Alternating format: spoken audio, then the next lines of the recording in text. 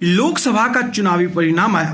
सत्ताधारी बीजेपी की सीटें घटी और कांग्रेस की सीटें बढ़ी। कांग्रेस की सीटें 99 तक पहुंची और नेता प्रतिपक्ष की सीटें भी मिली, जो पिछले 10 सालों से किसी भी पार्टी के पास नहीं था।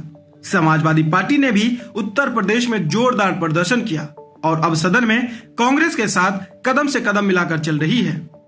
हाल ही में कांग्रेस सांसद और लोकसभा में नेता प्रतिपक्ष राहुल गांधी ने सदन में बजट पर चर्चा करते हुए सरकार पर जोरदार हमला किया। उन्होंने कहा कि देश के किसान, मजदूर और युवा डरे हुए हैं।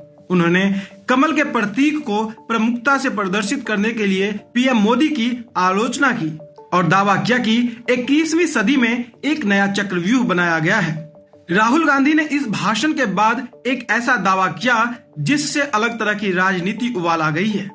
दरअसल राहुल गांधी ने शुक्रवार को बड़ा दावा करते हुए कहा कि प्रवर्तन निदेशालय यानी कि ईडी संसद में उनके चक्रव्यूह वाले भाषण के बाद उन पर छापेमारी करने की योजना बना रही है। कांग्रेस सांसद ने दावा किया कि ईडी के अंदरूनी लोगों ने इस बारे में जानकारी दी है। एक्स पर एक पोस्ट में राहुल गांधी ने कहा, जाहिर है 2-in-1 को मेरा चक्रव्यूह भाषण पसंद नहीं आया। ईडी के अंदरूनी लोगों ने मुझे बताया कि छापेमारी की योजना बनाई जा रही है।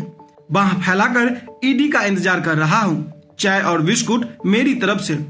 बता दें कि राहुल गांधी के चक्रव्यूह और जाति जनगणना वाले बयान पर सदन के बाहर और सदन के अंदर काफी बवाल हो चुका है। पूर्व केंद्रीय मंत्री और बीजेपी सांसद अनुराग ठाकुर ने राहुल गांधी के चक्रव्यूह वाले बयान पर हमला करते हुए कहा कि उन्होंने चक्रव्यूह का विषय उठाकर अच्छा किया है, क्योंकि इस देश ने कांग्रेस पार्टी के कई चक्रव्यूह देखे हैं। उन्होंने कांग्रेस पर 7 चक्रव्यूह गिनाते हुए हमला किया और कहा कि पहला चक्रव्यूह तो कांग्रेस ही थी जिसने देश को बांटा।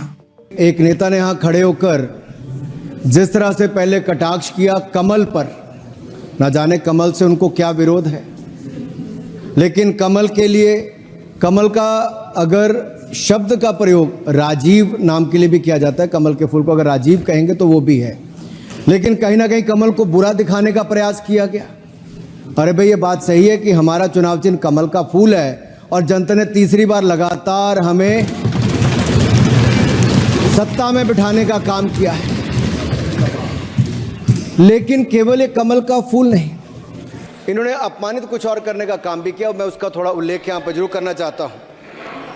ये कमल, इससे जुड़ा हुआ नाम राजीव भी है और राजीव आप जानते हैं किसका नाम है, आप सब जानते ही हैं। तो क्या उनको भी बुरा समझते? क्योंकि इन्होंने कहा, इन्होंने राजीव को हिंसा के साथ जोड़ने की बात कही, कमल को हिंसा के साथ जोड़ने की बात कही।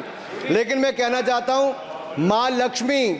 मां लक्ष्मी का आसन भी कमल है, हमारा राष्ट्र पुष्प भी कमल है, और जिस पद्मासन मुद्रा में सिंधु सभ्यता में भगवान शिव की पशुपति नाथ के रूप में मूर्ति मिली थी, लोकमान्य तिलक पद्मासन मुद्रा में ही समाधिलीन हुए थे। आप कहते हैं कमल के चारों तरफ हिंसा है। आप कमल का अपमान नहीं कर रहे, आप बल्कि महायोगी भगवान शिव, भगवान बुद्ध और लोकमान्य तिलक जैसे महापुरुषों का अपमान कर रहे हैं। इसलिए अगली बार कमल के बारे में बोलने से पहले थोड़ा सोच कर बोलिए कि आप किस किस का अपमान कर रहे हैं।